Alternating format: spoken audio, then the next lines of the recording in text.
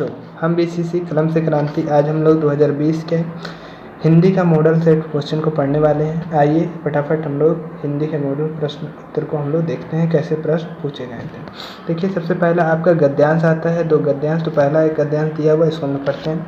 ध्यानपूर्वक गद्यांश को पढ़ना है, सारा प्रश्न का उत्तर इसी गद्यांश से मिलेंगे। लिखा, स्वयं झरने से भी ज़्यादा खूबसूरत मालूम होती है झरने के आगे की घाटी का दृश्य। पहाड़ों के बीच एक पतली सी नदी बहती जाती है, जैसे थर्मामीटर में एक पतला पारा हो। आगे भी एक पहाड़ मालूम होता है, ज्ञात होता है पहाड़ नदी को ललकार रहा है कि यहाँ तुम किस प्रकार पार होकर मेरे आगे जा सको तो जानो। यहाँ पर नदी जो दिखाई देती है जैसे नदी के इर्द गिर्द पत्थरों का अंबार लगाकर उस पर झाड़ी उगाई गई है। प्रकृति या परमात्मा ने अपने हाथों से यह सब किया होगा, अन्यथा मनुष्य जाति में इतना सामर्थ्य कहाँ। सैकड़ों वर्षों में भी मानव के प्रयत्न से शोभा के इस विशाल वैभव की सृष्टि करना कठिन है। तो फिर आगे लिखा हुआ है, उपयुक्त पद्यांश के आधार पर प्रश्न 1 से लेकर 3 तक का उत्तर दें। आइए, पहला प्रश्न लिखा हुआ है, झरना के आगे दिखाई देता है। तो अभी हम लोग देखें, झरने के आगे घाटी दिखाई दे रही थी, पहाड़ और नदी यहाँ लिखा हुआ था। तो यहाँ पे 1 का आंसर क्या हो जाएगा, 1 का आंसर डी क्या हो जाएगा, 1 का आंसर डी बिल्कुल सही हो जाएगा, उपयुक्त में से सभी। आगे लिखा हो, नदी को कौन ललकार रहा है। तो झरना ललकार रहा है, पहाड़ ललकार रहा है, पत्थर ललकार रहा है। तो आपसे बताएगा कि पहाड़ जो है झरने को ललकार रहा, नदी को ललकार रहा था कि अगर तुम में साहस है तो तुम हमें पार करके दिखाओ। यानी 2 का आंसर जो हो जाएगा वो क्या हो जाएगा, बी बिल्कुल परम सत्य आंसर हो जाएगा।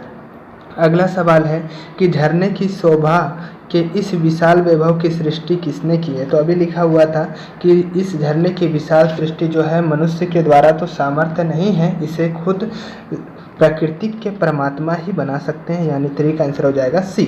आगे लिखा हुआ, विद्यालय में प्रकाशित होने वाली पंख पत्रिकाओं के संपादक को अपनी कविता प्रकाशित करने के लिए आपको क्या करना है, रिक्त स्थान को भरना है। तो देखिए यहाँ पे दिया हुआ है, सबसे पहले सेवा में संपादक महोदय, पंख राज परियोजना परिषद हेतु, विषय कविता में प्रकाशन हेतु। देखिए संपादक लिखा हुआ है, संपादक का अर्थ ये होता है ये पुरुष पे बात कर रहा है।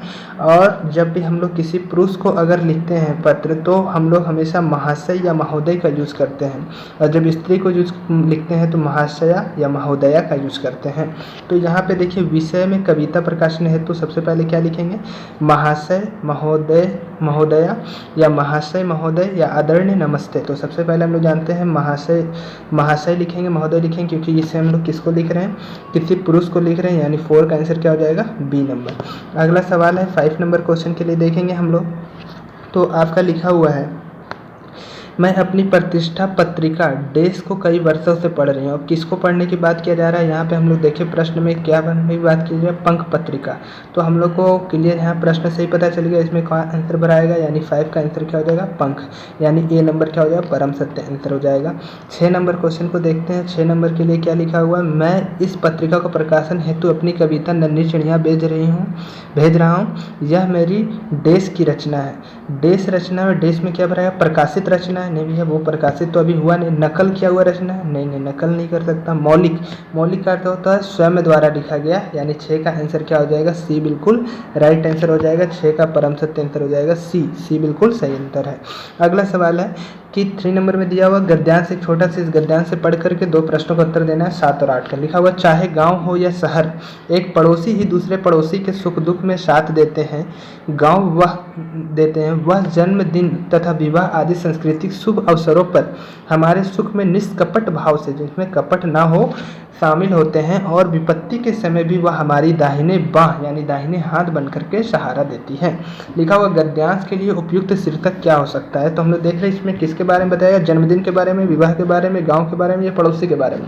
तो सर यहाँ पड़ोसी का महत्व के बारे में बताया, यानी 7 का आंसर डी हो जाएगा। अगला सवाल है, पड़ोसी हमारा साथ कब देते हैं, सुख में, दुख में, जन्मदिन तथा विवाह में, उपयुक्त सभी में। तो अभी बताया सर कि पड़ोसी जो होता है, सुख हो या दुख हो, जन्मदिन हो या विवाह हो, हर संस्कृति और शुभ अवसरों पर हमारा साथ देते हैं। यानी 8 का आंसर हो जाएगा डी बिल्कुल सही आंसर हो जाएगा। अगला सवाल है, छोटा जादूगर शीर्षक कहानी में बालक को किस किस गुणों को उभारा गया। देखिए, एक छोटा सा बालक जो रहता है, जो अपनी मातृ सेवा की भावना से वो एक कार्निवालिस के मैदान में खेल दिखाने के लिए जादूगर बन के जाता है और उसमें बहुत ही साहस होता है, वो स्वावलंबन भी होता है। यानी यहाँ पे लिखा हुआ है किस किस गुण को भरा गया है, साहस भी था सर उसमें, स्वावलंबन भी था और मातृ सेवा भी था। यानी इसका आंसर डी बिल्कुल क्या हो जाएगा, परम सत्य आंसर हो जाएगा। अगला सवाल है पद की पहचान शीर्षक कविता में कवि पद की पहचान करने कहते हैं क्योंकि।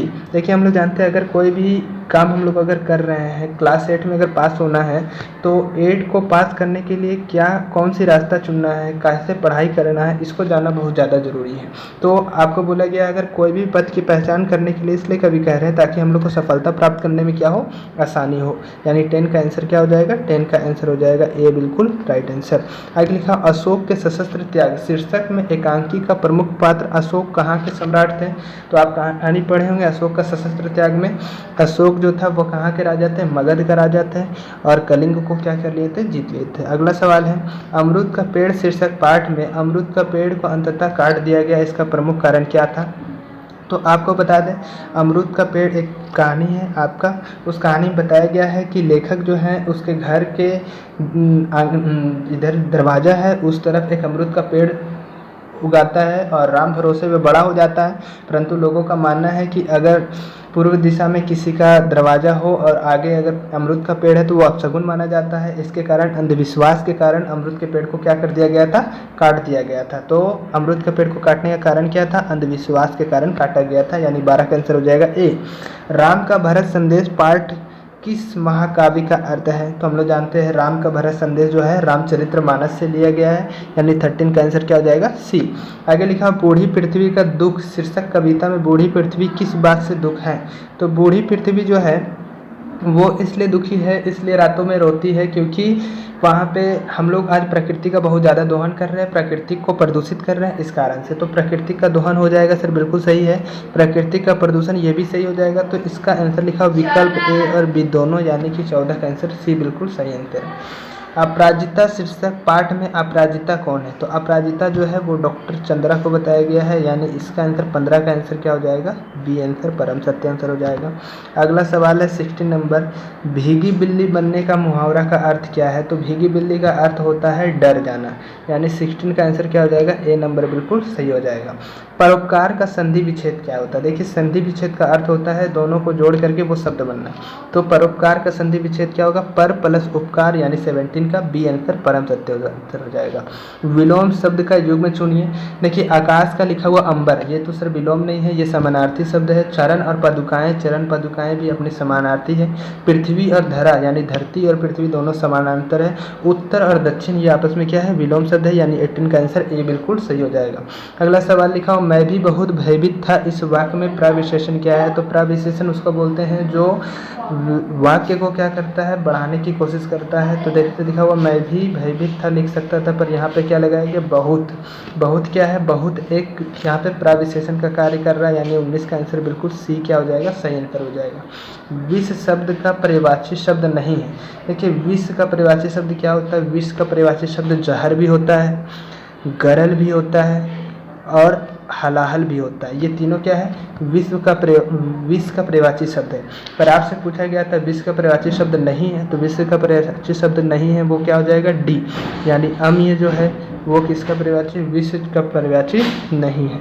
तो ये आपका 20 प्रश्न थे जिसको हम लोग ने हिंदी के प्रश्नों को किया। ये आपके एग्ज़ाम में बहुत ही इंपॉर्टेंट होगा। इन्हीं प्रश्नों को आपके एग्ज़ाम में रिपीटेड क्वेश्चन को दिया जाता है। आप हर बार के क्वेश्चन पेपर को उठा लीजिए और देखिए क्या सर प्रीवियस ईयर का क्वेश्चन से ही आपका क्वेश्चन बनाया जाता है कि नहीं।